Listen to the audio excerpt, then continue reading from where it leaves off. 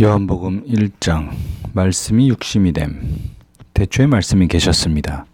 그 말씀은 하나님과 함께 계셨고 그 말씀은 하나님이셨습니다. 그분은 태초에 하나님과 함께 계셨습니다. 모든 것이 그분을 통해 지음받았으며 그분 없이 된 것은 아무것도 없었습니다. 그분 안에는 생명이 있었습니다. 그 생명은 사람들의 빛이었습니다. 그 빛이 어둠 속에서 비추고 있지만 어둠은 그 빛을 깨닫지 못했습니다.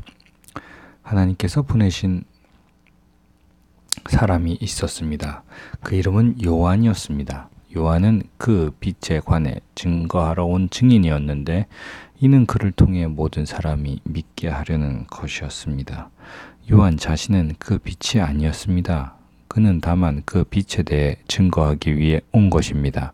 참 빛이 있었습니다. 그 빛이 세상에 와서 모든 사람을 비추었습니다. 그분이 세상에 계셨고 그분이 세상을 지으셨지만 세상은 그분을 알아보지 못했습니다. 그분은 자기 땅에 오셨지만 그분의 백성들이 그분을 받아들이지 않았습니다.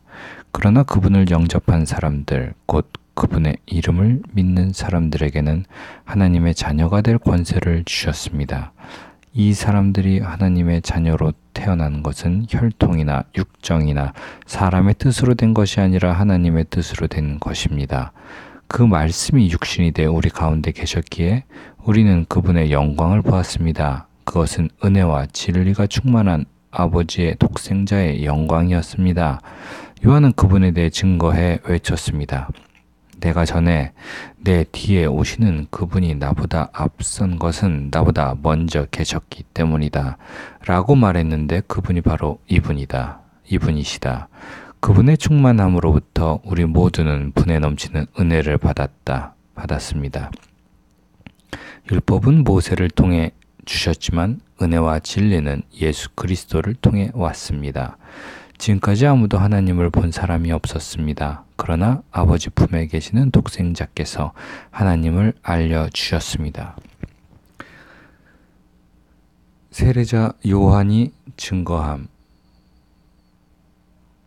예루살렘의 유대 사람들이 제사장들과 레위 지파 사람들을 보내 당신은 누구시오? 라고 요한의 정체를 물었을 때 요한이 한 증거는 이렇습니다. 그는 거절하지 않고 고백했습니다. 나는 그리스도가 아니요. 그들이 물었습니다. 그러면 당신은 누구요? 엘리야요? 요한이 대답했습니다. 아니요. 그러면 그 예언자요? 그가 대답했습니다. 아니요.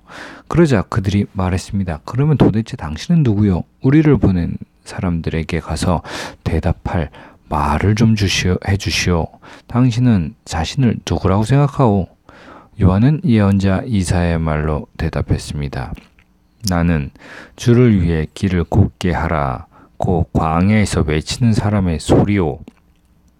보냄을 받은 유대 사람들 중에는 바리새파 사람들이 보낸 이들이 있었습니다. 그들이 요한에게 질문했습니다. 당신이 그리스도도 아니고 엘리야도 아니고 그 예언자도 아니라면 어째서 세례를 주시오? 요한이 대답했습니다. 나는 물로 세례를 주지만 여러분 가운데 여러분이 알지 못하는 한 분이 서 계시오. 그분은 내 뒤에 오시는 분인데 나는 그분의 신발끈을 풀 자격도 없소. 이 일은 요한이 세례를 주던 곳 요단강 건너편 베다니에서 있었던 일입니다. 다음날 요한은 예수께서 자기에게 다가오시는 것을 보고 말했습니다. 보시오, 세상 죄를 지고 가시는 하나님의 어린 양이십니다. 내가 전에 내 뒤에 오시는 분이 나보다 앞선 것은 그분이 나보다 먼저 계셨기 때문입니다 라고 말했던 분이 바로 이분이십니다. 나도 이분을 알지 못했습니다. 그러나 내가 와서 물로 세례를 주는 까닭은 바로 이분을 이스라엘에게 알리기 위해서입니다. 그리고 요한은 또 이렇게 증언했습니다. 나는 성령이 하늘에서 비둘기같이 내려와 그분 위에 머무는 것을 보았습니다. 나도 이분이 그분인 줄을 알지 못했습니다. 그러나 물로 세례를 주라고 나를 보내신 분이 어떤 사람에게 성령이 내려와 머무는 것을 내가 보게 되면 그가 바로 성령으로 세례를 줄 분임을 알라고 일러주셨습니다. 그런데 나는 그것을 보았습니다. 그래서 이분이 하나님의 아들이라고 증거하는 것입니다. 제자들이 부름받음. 다음날 요한은 자기 두 제자와 함께 다시 그곳에 서 있다가 예수께서 지나가시는 것을 보고 말했습니다. 보라, 하나님의 어린 양이시다. 그 말을 듣고 요한의 두 제자가 예수를 따라갔습니다. 예수께서 뒤를 돌아 그들이 따라오는 것을 보고 물으셨습니다. 무엇을 원하느냐? 그들이 말했습니다. 라비여, 어디에 머물고 계십니까? 라비는 선생님이라는 뜻입니다. 예수께서 대답하셨습니다. 와서 보라. 그래서 두 제자는 가서 그분이 계시는 곳을 보고 그날 그분과 함께 지냈습니다. 때는 오후 4시쯤이었습니다. 요한의 말을 듣고 예수를 따라간 두 사람 중 한 사람은 시몬 베드로의 동생 안드레였습니다. 안드레는 가장 먼저 자기 형 시몬을 찾아가 말했습니다. 우리가 메시아를 만났다. 메시아는 그리스도라는 뜻입니다. 그리고 그는 시몬을 예수께 데려왔습니다. 예수께서 시몬을 보고 말씀하셨습니다. 너는 요한의 아들 시몬이구나. 이제 너를 게바라고 부를 것이다. 게바는 베드로라는 뜻입니다. 다음 날 예수께서 갈릴리로 떠나시려다 빌립을 만나 말씀하셨습니다. 나를 따라라. 빌립도 역시 안드레와 베드로처럼 벳세다 마을 출신이었습니다. 빌립은 나다니엘을 찾아가 말했습니다. 모세가 율법에 기록했고 예언자들도 기록했던 그분을 우리가 만났소. 그분은 요셉의 아들 나사렛 예수시오. 나다니엘이 물었습니다. 나사렛에서 무슨 선한 것이 나오겠는가? 이 빌립이 말했습니다. 와서 보시오. 예수께서 나다니엘이 다가오는 것을 보시고 그에게 관해 말씀하셨습니다. 여기 참 이스라엘 사람이 있다. 이 사람에게는 거짓된 것이 없다. 나다니엘이 물었습니다. 어떻게 저를 아십니까? 예수께서 대답하셨습니다. 빌립이 너를 부르기 전 네가 무화과 나무 아래 있을 때 내가 보았다. 그러나 나다니엘이 대답했습니다. 라비여, 당신은 하나님의 아들이시며 이스라엘의 왕이십니다. 예수께서 그에게 말씀하셨습니다. 내가 무화과 나무 아래 있던 너를 보았다고 해서 믿느냐? 이제 그보다 더 큰 일도 보게 될 것이다. 그리고 예수께서 덧붙여 말씀하셨습니다. 내가 진실로 진실로 너희에게 말한다. 너희는 하늘이 열리고 하나님의 천사들이 인자 위에서 오르락 내리락 하는 것을 보게 될 것이다. 요한복음 2장.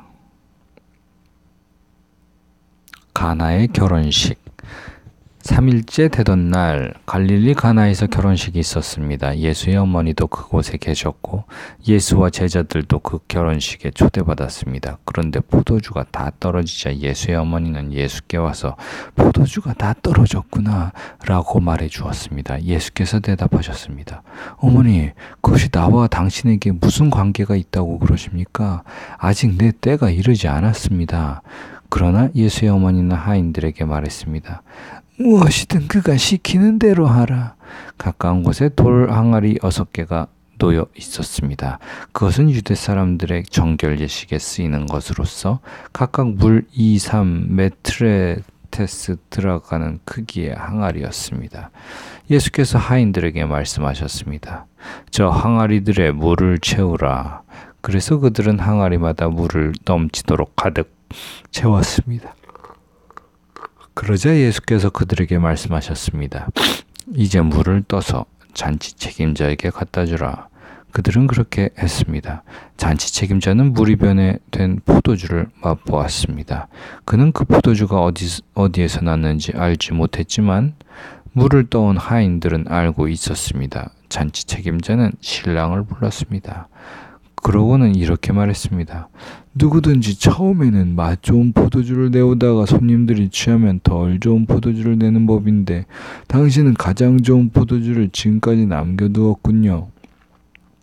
예수께서 이 첫 번째 표적을 갈릴리 가나에서 행해 자기의 영광을 드러내셨습니다. 그러자 예수의 제자들이 그를 믿었습니다. 그 후 예수께서는 어머니와 동생들과 제자들과 함께 가버나움으로 내려가셔서 그곳에서 며칠 동안 머물러 계셨습니다. 성전을 청결하게 하심. 유대 사람들이 지키는 유월절이 다가오자 예수께서 예루살렘으로 올라가셨습니다. 예수께서 성전 뜰에서 사람들이 소와 양과 비둘기를 팔고 또 탁자 앞에 앉아 돈을 바꿔주는 것을 보셨습니다. 예수께서는 노끈으로 채찍을 만들어 양과 소들을 모두 성전 밖으로 내쫓고 돈을 바꿔주는 사람들의 동전을 쏟고 탁자를 엎어버리셨습니다. 그리고 비둘기를 팔던 사람들에게 말씀하셨습니다. 이것들을 여기에서 치워버리라. 내 아버지의 집을 장사하는 집으로 만들지 말라. 예수의 제자들은 주인의 집을 향한 열정이 나를 삼킬 것이다 라고 기록된 성경 말씀이 생각났습니다. 그때 유대 사람들이 예수께 물었습니다. 당신이 이런 일을 할 수 있다는 것을 증명할 만한 무슨 표적을 우리에게 보여줄 수 있겠소? 예수께서 그들에게 대답하셨습니다. 이 성전을 허물라. 그러면 내가 3일 만에 다시 세우겠다. 그러자 유대 사람들이 대답했습니다. 이 성전을 짓는 데만 40년이나 걸렸는데 당신이 그것을 3일 만에 다시 세우겠다는 말이요? 그러나 예수께서 말씀하신 성전은 바로 자기 몸을 가리킨 것이었습니다. 나중에 예수께서 죽은 사람들 가운데서 살아나셨을 때야 제자들은 이 말씀을 기억했고 성경과 예수께서 하신 말씀을 믿었습니다. 예수께서 유월절을 맞아 예루살렘에 계시는 동안 많은 사람들이 그분이 행하시는 표적을 보고 그 이름을 믿었습니다. 그러나 예수께서는 모든 사람들을 알고 계셨기 때문에 자기 자신을 그들에게 맡기지 않으셨습니다. 또한 예수께서는 사람에 대해 그 누구의 증언도 필요하지 않으셨습니다. 사람의 마음속에 있는 것까지 다 알고 계셨기 때문입니다. 요한복음 3장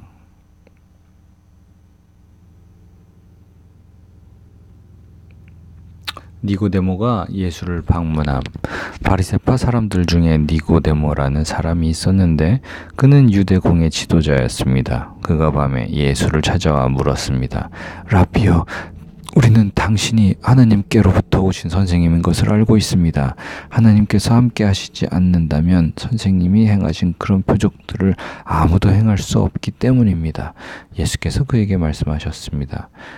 내가 진실로 진실로 내게 말한다. 누구든지 다시 태어나지 않으면 하나님 나라를 볼 수 없다. 니고데모가 예수께 물었습니다. 나이가 들어 늙은 사람이 어떻게 다시 태어나겠습니까? 태어나려고 어머니의 뱃속으로 다시 들어갈 수 없지 않습니까? 예수께서 대답하셨습니다. 내가 진실로 진실로 내게 말한다. 누구든지 물과 성령으로 태어나지 않으면 하나님 나라에 들어갈 수 없다. 육체에서 나는 것은 육체이고 성령으로 나는 것은 영이다. 다시 태어나야 한다라고 말한 것을 너희는 이상히 여기지 말라. 바람은 불고 싶은 대로 분다. 너는 그 소리를 듣지만 바람이 어디서 오는지 어디로 가는지 알지 못한다. 성령으로 태어난 사람도 모두 이와 같다. 니고데모가 예수께 물었습니다. 어떻게 이런 일이 있을 수 있습니까? 예수께서 말씀하셨습니다. 너는 이스라엘의 선생이면서도 이런 일을 이해하지 못하느냐? 내가 진실로 진실로 내게 말한다. 우리는 아는 것을 말하고 보는 것을 증거하는데 너희는 우리 증거를 받아들이지 않고 있다. 내가 땅의 것을 말해도 너희가 믿지 않는데 하물며 하늘의 것을 말하면 어떻게 믿겠느냐? 하늘에서 내려온 사람 곧 인자 외에는 하늘로 올라간 사람이 없다. 모세가 광야에서 뱀을 들어올린 것 같이 인자도 들려야 한다. 그것은 그를 믿는 사람마다 영생을 얻게 하려는 것이다.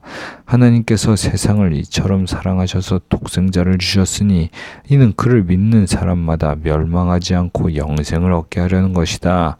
하나님께서 자신의 아들을 세상에 보내신 것은 세상을 심판하시려는 것이 아니라 그 아들을 통해 세상을 구원하시려는 것이다. 아들을 믿는 사람은 심판을 받지 않는다. 그러나 믿지 않는 사람은 이미 심판을 받았다. 하나님의 독생자의 이름을 믿지 않았기 때문이다. 그 심판은 이것인데 곧 빛이 세상에 왔지만 사람들은 자기 행위가 악하기 때문에 빛 대신 어둠을 사랑하는 것이다. 악을 행하는 사람마다 빛을 미워하고 자기 행위가 드러날까 두려워해 빛으로 나오지 않는다. 그러나 진리를 따라 사는 사람은 빛으로 나온다. 그것은 자기의 행위가 하나님 안에서 이루어졌음을 나타내려는 것이다. 세례자 요한이 증거함.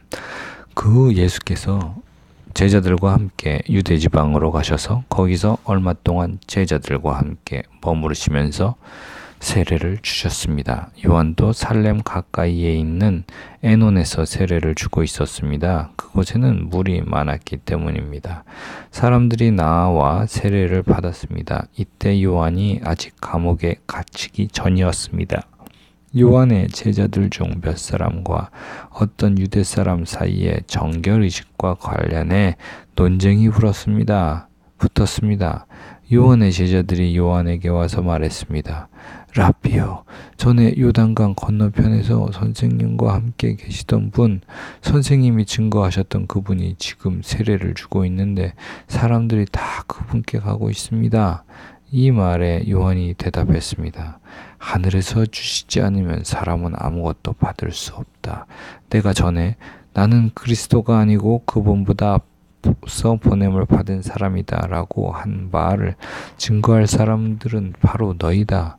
신부를 얻는 자는 신랑이다. 그러나 신랑의 친구는 신랑을 기다렸다가 신랑의 음성을 들으면 그 음성으로 인해 매우 기뻐한다. 나는 이런 기쁨으로 충만하다. 그분은 흥해야 하고 나는 쇠해야 한다. 위에서 오시는 그분은 모든 것 위에 계시는 분이시다. 땅에서 난 사람은 땅에 속해 땅의 것을 말한다.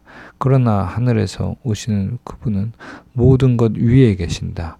그분은 보고 들은 것을 증거하신다. 그러나 아무도 그 증거를 받아들이지 않는다. 그분의 증거를 받아들인 사람은 하나님이 참되신 분임을 인정하는 것이다.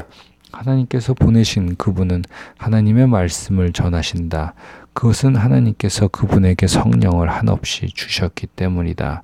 아버지께서는 아들을 사랑하셔서 모든 것을 아들의 손안에 맡기셨다. 아들을 믿는 사람에게는 영생이 있다. 그러나 아들에게 순종하지 않는 사람은 생명을 보지 못하고 도리어 하나님의 진노를 받게 된다. 요한복음 4장. 사마리아 여인과 대화하심. 예수께서 요한보다 더 많은 사람들을 제자로 삼아 세례를 주신다는 소문이 바리새파 사람들의 귀에 들어간 것을 예수께서 아셨습니다. 사실 예수께서 직접 세례를 주신 것이 아니라 그의 제자들이 준 것이었습니다. 그래서 예수께서는 유대를 떠나 다시 갈릴리로 가셨습니다. 갈릴리로 들어가려면 사마리아 지방을 거쳐야만 했습니다. 그리하여 예수께서는 사마리아의 수가라는 마을로 들어가셨습니다.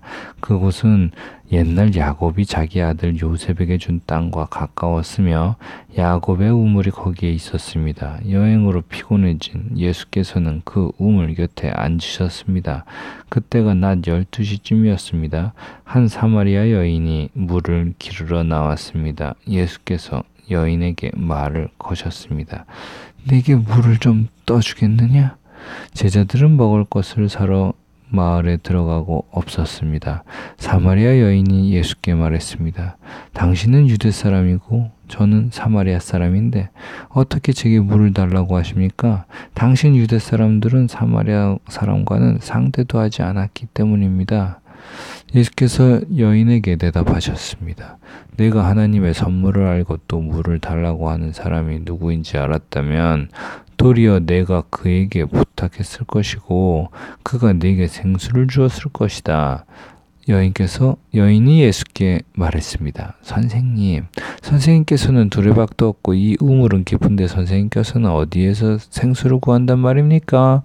선생님이 우리 조상 야곱보다 더 크신 분이십니까? 야곱은 우리에게 이 우물을 주었고 그와 그 아들들과 가축들도 다 여기에서 물을 마시지 않았습니까? 예수께서 대답하셨습니다. 이 물을 마시는 사람마다 다시 목마를 것이다. 그러나 내가 주는 물을 마시는 사람은 영원히 목마르지 않을 것이다. 내가 주는 물은 그 사람 안에서 계속 솟아올라 영생에 이르게 하는 샘물이 될 것이다. 여인이 예수께 말했습니다. 선생님, 제게 그 물을 주십시오. 제가 목마르지도 않고 다시는 물길러 여기까지 나오지 않게 해주십시오. 예수께서 여인에게 말씀하셨습니다. 가서 내 남편을 불러오너라. 여인이 예수께 대답했습니다. 저는 남편이 없습니다. 예수께서 여인에게 말씀하셨습니다. 내가 남편이 없다고 한 말이 맞다. 실은 전에 내게 남편이 5이나 있었고 지금 함께 사는 남자도 내 남편이 아니니 내가 지금 한 말이 맞구나. 여인이 예수께 말했습니다. 선생님, 제가 보니 당신은 예언자이십니다. 우리 조상들은 이 산에서 예배를 드렸는데 당신네 유대 사람들은 예배는 예루살렘에만 드려야 한다고, 예루살렘에서만 드려야 한다고 말을 하십니다. 예수께서 여인에게 말씀하셨습니다. 여인아, 나를 믿어라. 이제 이 산도 아니고 예루살렘도 아닌 곳에서 하나님께 예배드릴 때가 올 것이다. 너희 사마리아 사람들은 알지 못하는 것을 예배하지만 우리 유대 사람들은 알고 있는 것을 예배한다. 이는 구원이 유대 사람으로부터 나오기 때문이다. 이제 참되게 예배하는 사람들이 영과 진리로 아버지께 예배드릴 때가 오는데 지금이 바로 그때다. 아버지께서는 이렇게 예배드리는 사람들을 찾고 계신다. 하나님은 영이시니 하나님께 예배드리는 사람은 영과 진리로 예배드려야 한다. 여인이 예수께 말했습니다. 저도 그리스도라고 하는 메시아가 오실 것을 압니다. 메시아가 오시면 우리에게 모든 것을 알려주실 것입니다. 그러자 예수께서 여인에게 말씀하셨습니다. 지금 내게 말하고 있는 내가 바로 그 메시아다. 제자들이 돌아옴. 바로 그때 제자들이 돌아와 예수께서 한 여인과 말씀하시는 것을 보고 놀랐습니다. 그러나 아무도 무엇을 요구하십니까? 왜 저 여인과 말씀하고 계십니까? 라고 묻는 사람이 없었습니다. 여인은 물 항아리를 내버려둔 채 마을로 돌아가 사람들에게 말했습니다. 와서 내 과거를 모두 말해준 사람을 보십시오. 이분이 그리스도가 아니겠습니까? 사람들이 마을에서 나와 예수께로 나와왔습니다. 한편 제자들은 예수께 정했습니다.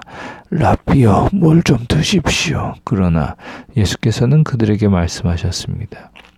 내게는 너희가 알지 못하는 양식이 있다. 그러자 제자들이 서로 수군거렸습니다. 누가 벌써 드실 것을 갖다 드렸는가? 예수께서 말씀하셨습니다.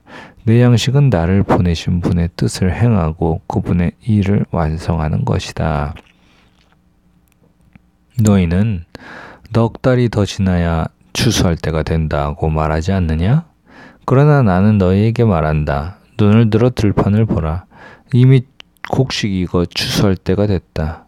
추수하는 사람은 이미 삭슬 받았고 이제 영생의 곡식을 거두어들이고 있다.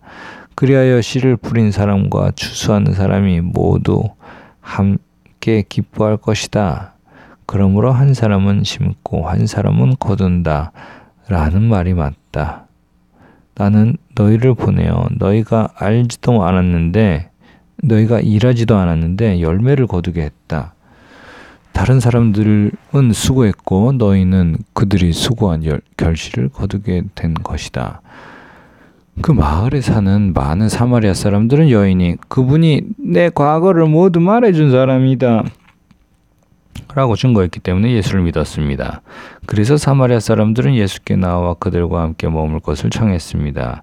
예수께서는 그곳에 이틀 동안 머무르셨습니다. 그래서 더 많은 사람들이 예수의 말씀을 듣고서 믿게 됐습니다. 사람들이 여인에게 말했습니다. 이제 우리가 믿는 것은 당신의 말 때문에 믿는 것이 아니요.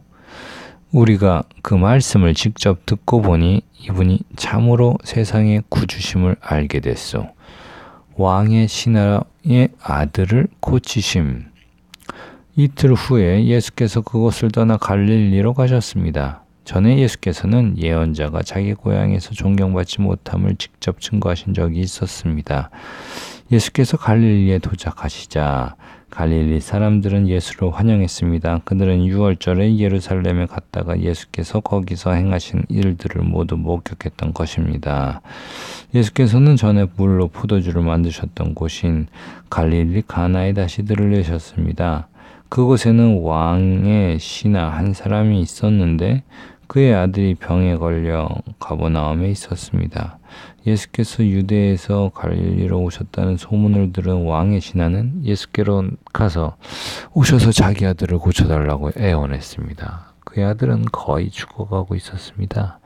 예수께서 그에게 말씀하셨습니다. 너희는 표적이나 기사를 보지 않고는 전혀 믿으려 하지 않는다. 신하가 말했습니다. 선생님, 제 아이가 죽기 전에 내려와 주십시오. 예수께서 그에게 대답하셨습니다. 가보아라. 네 아들이 살 것이다. 그는 예수의 말씀을 믿고 갔습니다. 신하가 집으로 가는 도중에 마중 나온 하인들을 만나 아들이 살아났다는 소식을 들었습니다. 그가 하인들에게 아이가 언제부터 좋아졌냐고 묻자 어제 오후 1시에 열이 떨어졌습니다 하고 종들이 대답했습니다. 아이의 아버지는 예수께서 내 아들이 살 것이다 라고 말씀하셨던 바로 그때였음을 알았습니다. 그래서 그와 그의 온 집안이 예수를 믿게 됐습니다. 이것은 예수께서 유대에서 갈릴리로 돌아오신 후에 행하신 두 번째 표적이었습니다.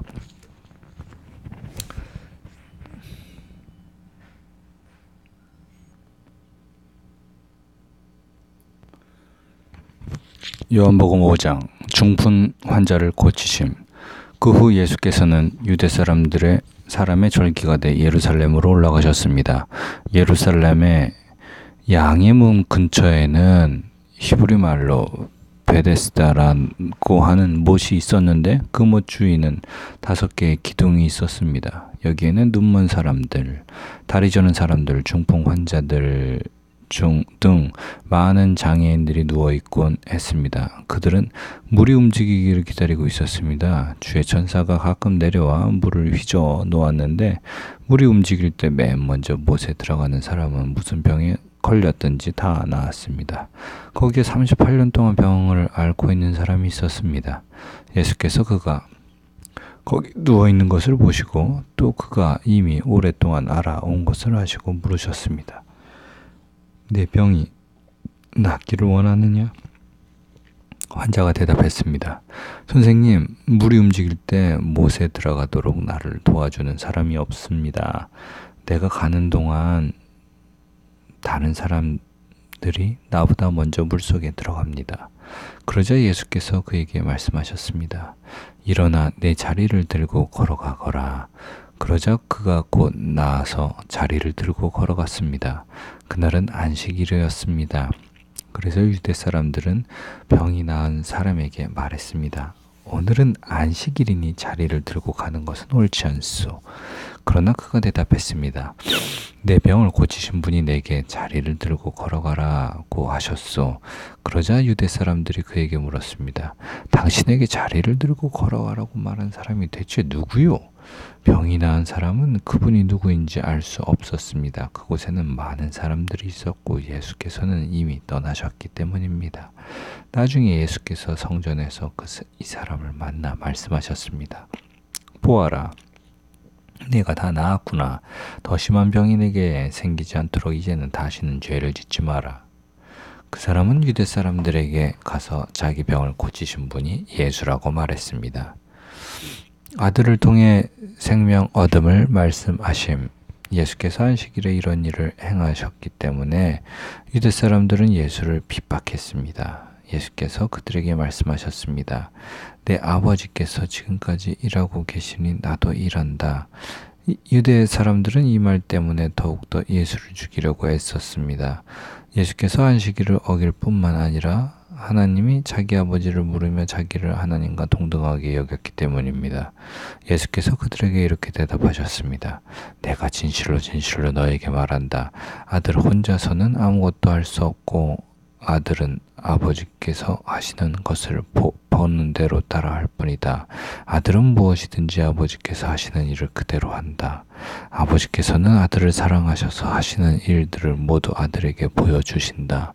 또한 이보다 더 큰 일들을 아들에게 보여주셔서 너희를 놀라게 하실 것이다. 아버지께서 죽은 사람을 일으켜 생명을 주시는 것 같이 아들도 자기가 원하는 사람들에게 생명을 준다. 아버지께서는 아무도 심판하지 않으시고 아들에게 모든 심판을 맡기셨다. 이는 모든 사람이 아버지를 공경하는 것 같이 아들도 공경하게 하려는 것이다. 아들을 공경하지 않는 사람은 그를 보내신 아버지도 공경하지 않는다. 내가 진실로 진실로 너희에게 말한다. 누구든지 내 말을 듣고 나를 보내신 분은 믿는 사람은 영생이 있고 심판을 받지 않는다. 그는 죽음에서 생명으로 옮겨졌다. 내가 진실로 진실로 너희에게 말한다. 죽은 사람들이 하나님의 아들의 음성을 들을 때가 오는데 지금이 바로 그때다. 그 음성을 듣는 사람들은 살 것이다. 아버지께서는 자기 안에 생명이 있는 것 같이 아들에게도 생명을 주셔서 아들 안에 생명이 있게 하셨다. 또 아버지께서는 아들에게 심판할 수 있는 권한을 맡기셨는데 이는 아들이 인자이기 때문이다. 이것에 놀라지 말라. 어둠 속에 있는 모든 사람들이 아들의 음성을 들을 때가 온다. 선한 일을 행한 사람들은 부활의 생명을 얻고 악한 일을 행한 사람들은 부활의 심판을 받을 것이다. 나는 아무것도 내 마음대로 할 수 없다. 나는 아버지께 들은 대로만 심판하기 때문에 내 심판은 공정하다. 이는 내가 내 뜻대로가 아니라 나를 보내신 분의 뜻을 기쁘시게 하려 하기 때문이다. 예수에 대한 증거. 만약 내가 나 자신에 대해 증거한다면 내 증거는 참되지 못하다. 나를 위해 증거하시는 분이 계시는데 나는 나에 대한 그분의 증거가 참인 것을 안다. 너희가 요한에게 사람들을 보냈을 때 그가 이 진리에 대해 증거했다. 내가 이 말을 하는 것은 사람의 증거를 받으려는 것이 아니요 다만 너희로 하여금 구원을 얻게 하려는 것이다. 요한은 타오르면서 빛을 내는 등불이었고 너희는 잠시 동안 그 빛 안에서 즐거워했다. 그러나 내게는 요한의 증거보다 더 큰 증거가 있다. 아버지께서 내게 완성하라고 주신 일들, 곧 내가 지금 하고 있는 이 일이 바로 아버지께서 나를 보내셨다는 것을 증거한다. 그리고 나를 보내신 아버지께서도 친히 나에 대해 증거해 주신다. 너희는 그분의 음성을 들은 적도 없고 그분의 모습을 본 적도 없다. 또한 그분의 말씀이 너희 안에 있지도 않다.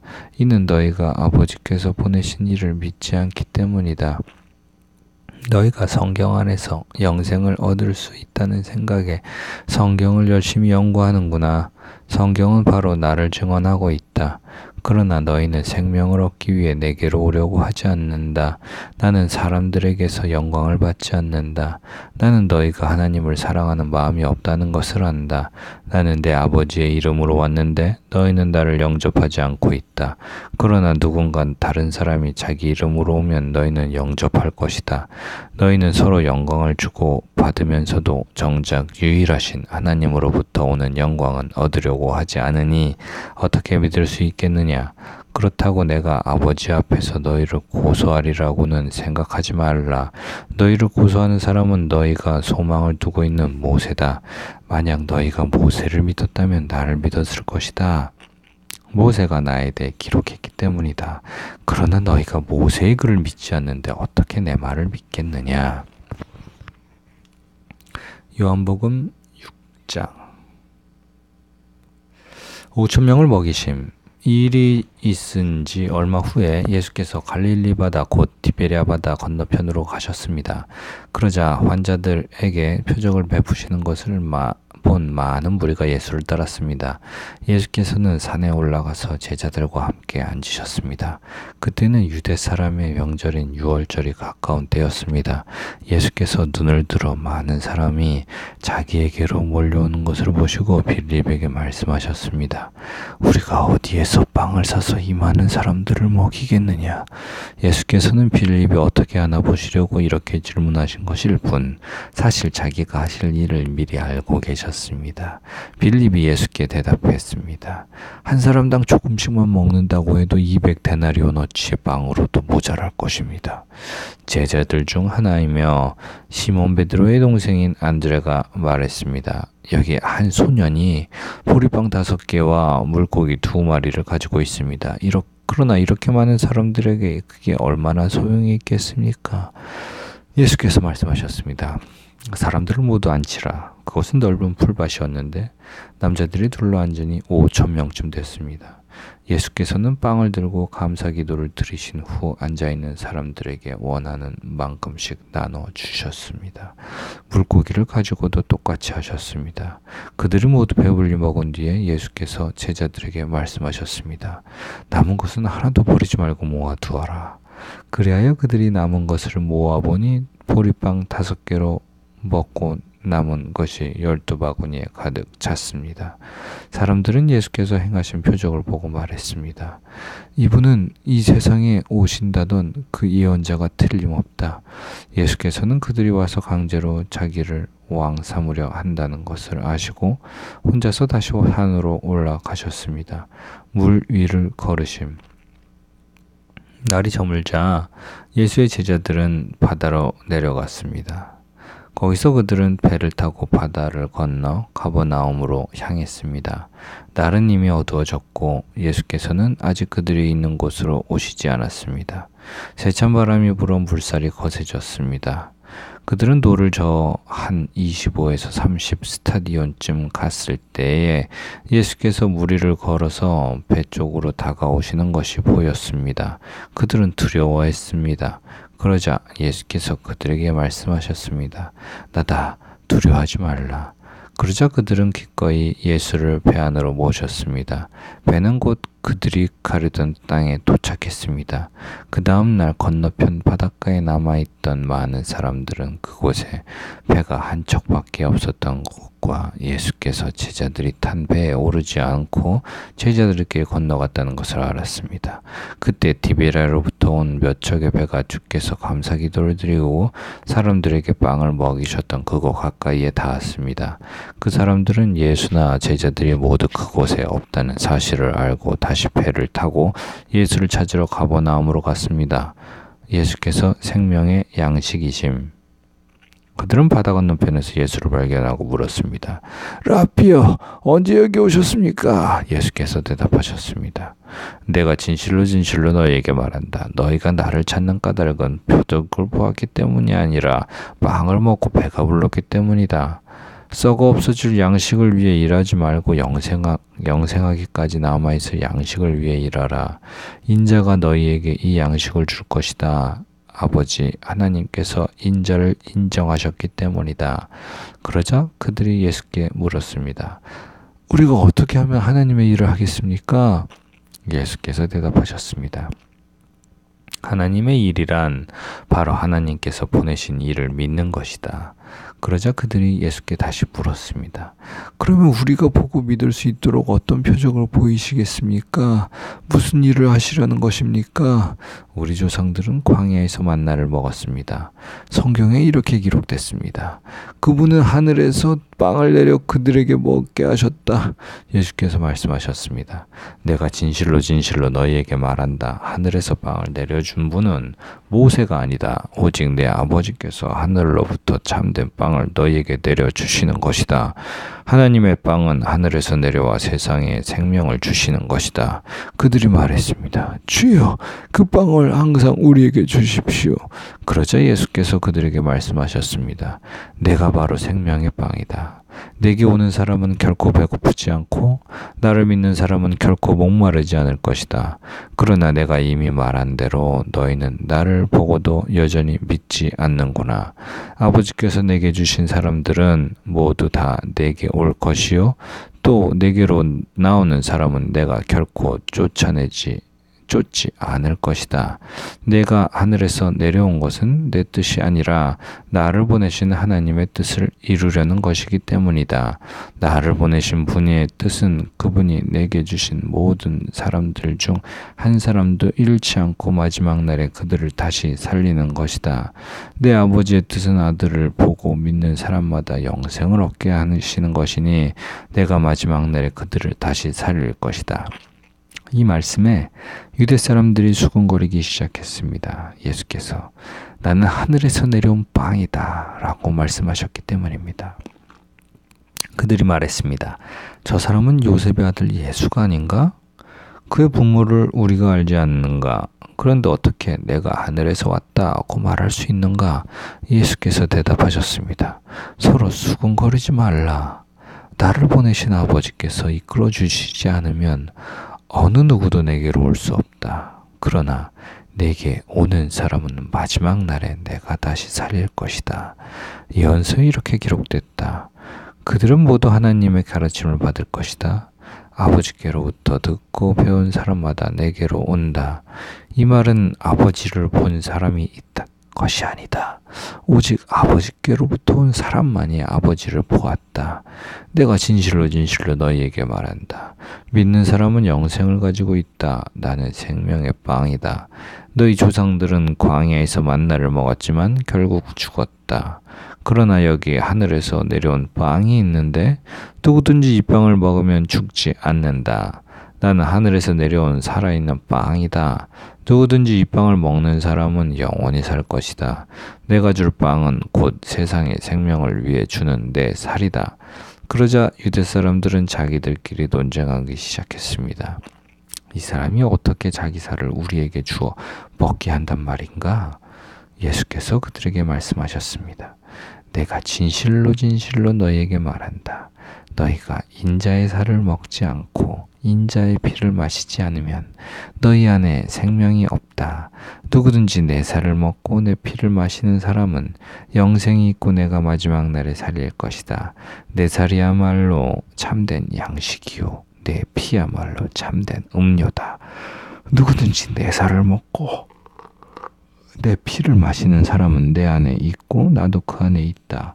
살아계신 아버지께서 나를 보내셨고 내가 아버지 때문에 사는 것처럼 나를 먹는 사람은 나 때문에 살 것이다.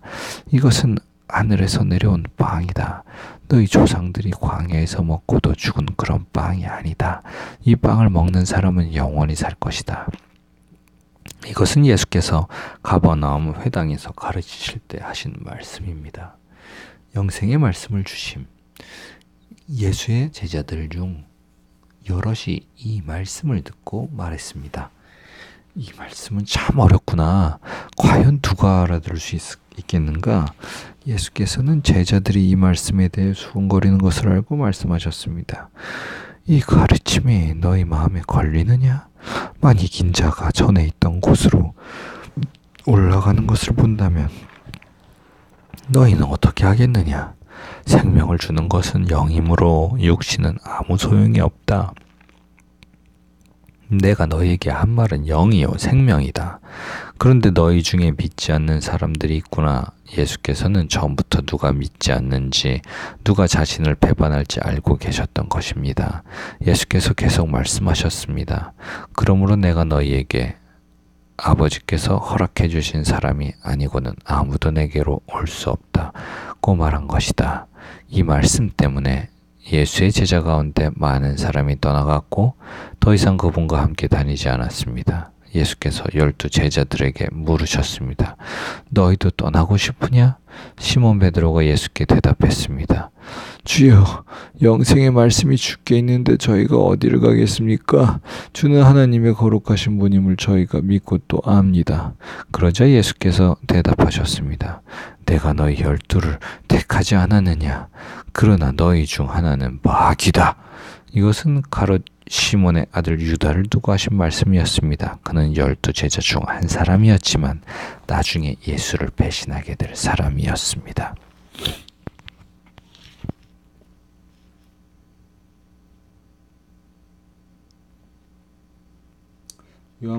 요한복음 7장 형제들의 불신앙과 초막절의 가르치심.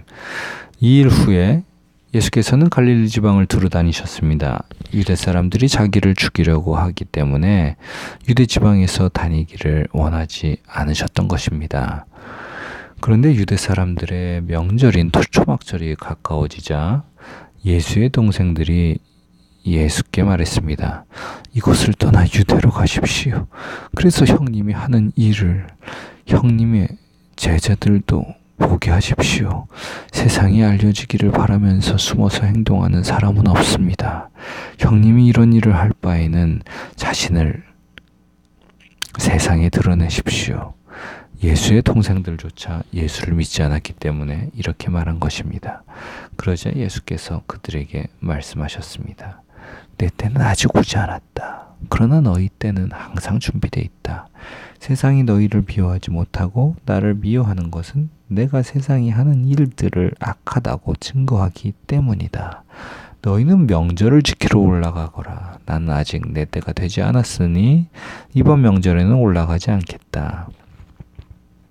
이렇게 말씀하시고 예수께서는 갈릴리에 남아 계셨습니다.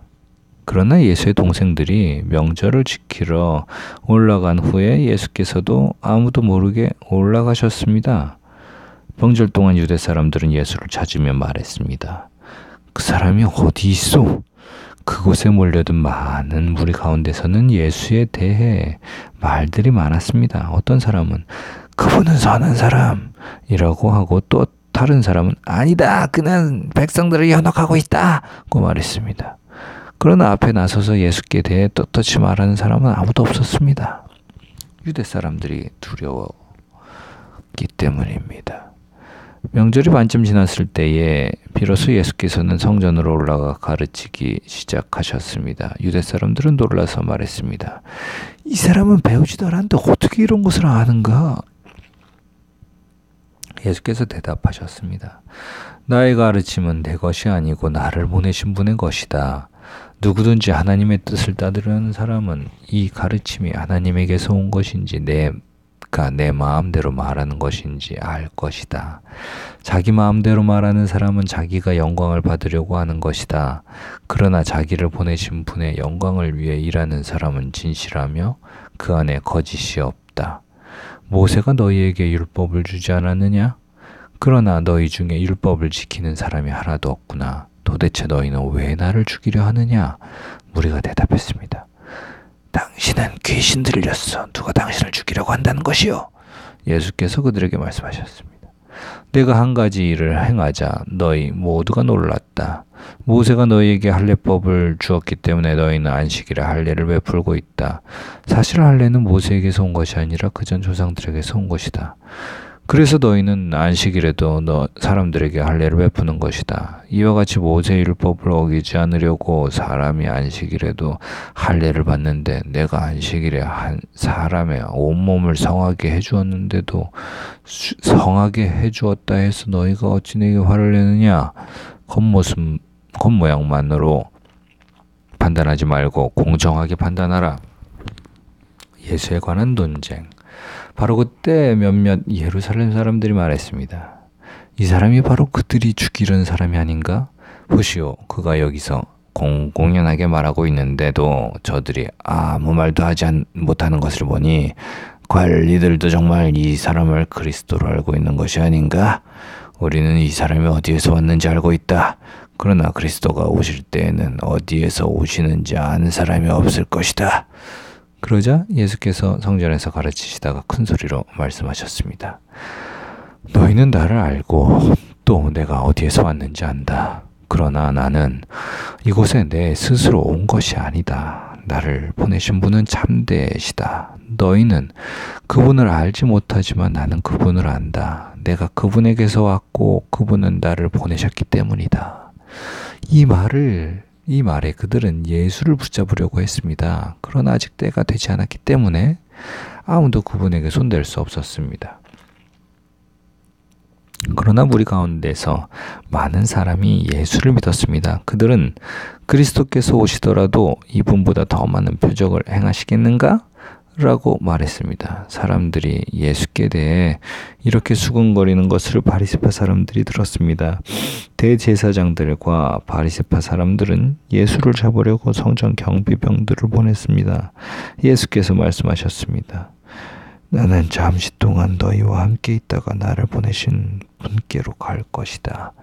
너희가 나를 찾아도 만나지 못할 것이요. 또 내가 있는 곳에 너희가 올 수도 없을 것이다. 그러자 유대 사람들이 서로 말했습니다. 이 사람이 어디로 가기에 자기를 찾지 못할 것이라고 하는가? 그리스 사람들 가운데 흩어져 사는 유대 사람들에게 가서 그리스 사람들을 가르치겠다는 것인가? 또 너희가 나를 찾아도 만나지 못할 것이요 또 내가 있는 곳에 너희가 올 수도 없을 것이다 라고 한 말은 도대체 무슨 뜻인가? 생수의 강과 불신앙. 초막절의 가장 중요한 날인 마지막 날에 예수께서 일어나 큰 소리로 말씀하셨습니다. 누구든지 목마른 사람은 다 내게로 와서 마시라. 누구든지 나를 믿는 사람마다 성경의 말씀대로 생수의 강이 그의 배에서 흘러나올 것이다. 이것은 예수를 믿는 사람들이 받게 될 성령을 가리켜서 하신 말씀이었습니다. 그때까지 성령을 주시지 않았던 것은 예수께서 아직 영광을 받지 않으셨기 때문입니다. 예수의 말씀을 듣자마자 몇몇 사람들이 말했습니다. 이분은 참으로 그 예언자시다. 어떤 사람들은 이분은 그리스도다 라고 했습니다. 또 다른 사람들은 그리스도가 어떻게 갈릴리에서 나온단 말인가?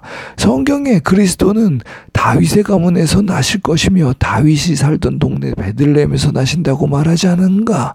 라고도 했습니다. 사람들은 예수로 인해 서로 편이 갈리게 됐습니다. 그들 가운데 예수를 잡고자 하는 사람들도 있었으나 아무도 예수께 손을 대지는 못했습니다. 성전 경비병들이 돌아오자 대제사장들과 바리새 사람들이 그들에게 물었습니다. 왜 그를 잡아오지 않았느냐? 경비병들이 대답했습니다. 지금까지 이 사람처럼 말한 사람은 없었습니다. 바리새파 사람들이 경비병들에게 말했습니다. 너희도 미혹된 것이 아니냐? 유대 관원들이나 바리새파 사람들 중 그를 믿는 사람이 있더냐? 율법도 모르는 이 군중들은 저주를 받은 사람들이다. 그들 중 한 사람으로 전에 예수를 찾아갔던 니고데모가 그들에게 말했습니다. 우리 율법에는 사람을 판결하기 전에 먼저 그 사람의 말을 들어보거나 또 그 사람이 행한 일을 알아보도록 돼 있지 않소? 그들이 대답했습니다. 당신도 갈릴리 사람이요? 성경을 살펴보시오. 그러면 갈릴리에서 예언자가 나온다는 말씀이 없다는 것을 알게 될 것이요. 한 여인이 간음하다 잡힘. 그리고 그들은 제각기 자기 집으로 돌아갔습니다. 오늘은 요한복음 7장까지 읽었습니다. 감사합니다.